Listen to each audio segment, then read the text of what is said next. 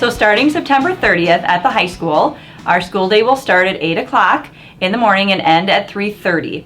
And what we're doing with the added time is we are actually adding a total of 3 minutes onto each mod.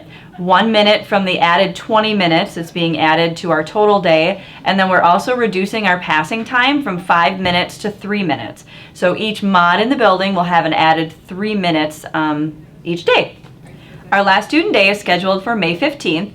That potentially could be moved up to as soon as May 8th if we don't use all of our inclement weather days.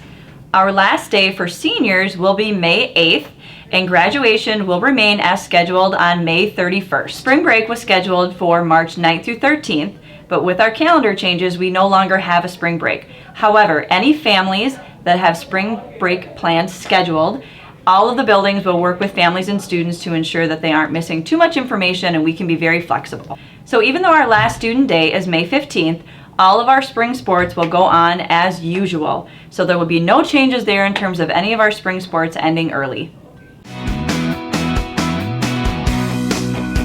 So at Somerset Middle School, as you know, we're adding the 20 minutes to the end of our day. So our new day is going to run from 7:55 until 3:25.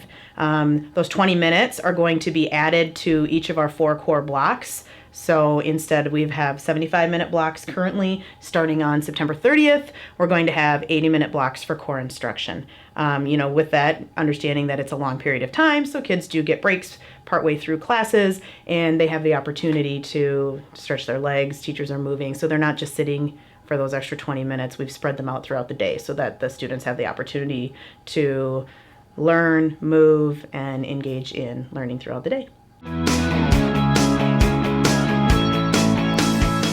So here at Somerset Elementary, we've used the addition of the 20 minutes as an opportunity to look at our schedules and do some tweaking. What we've done is taken the entire school day and lengthened our reading blocks, our math blocks, we've lengthened writing, we've lengthened our specialist times, and so we've taken a look at what our day looked like, and so we've added 20 minutes to all across the day, not just one 20-minute chunk.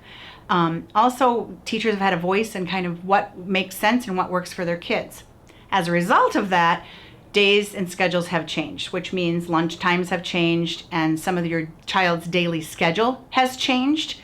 But other than that, it's been a pretty positive change here at Somerset Elementary.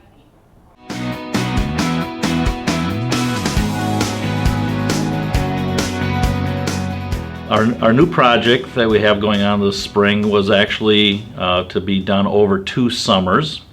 And late this summer, we were presented with an opportunity from one of the construction management firms to try and do it over 1 summer, an elongated construction season, which means let's try and get the kids out early, and we'd probably be still doing some construction into the fall.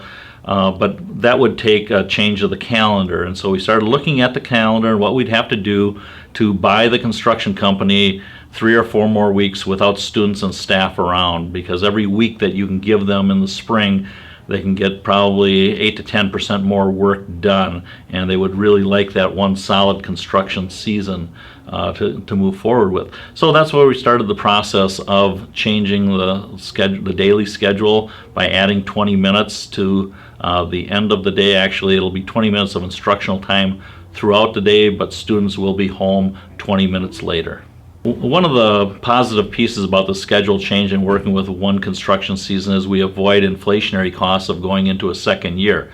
And that could be an additional 3 to 5% of what doesn't get done in the first season. So right now, we're planning on an elongated construction season. Hopefully we'll be starting somewhere in that first or second weekend of May and going through the start of school, knowing that we probably will have some work that has to remaining probably after the kids get here, maybe outside work or what have you. But right now the target is we open the doors for school in the 2021 year on time.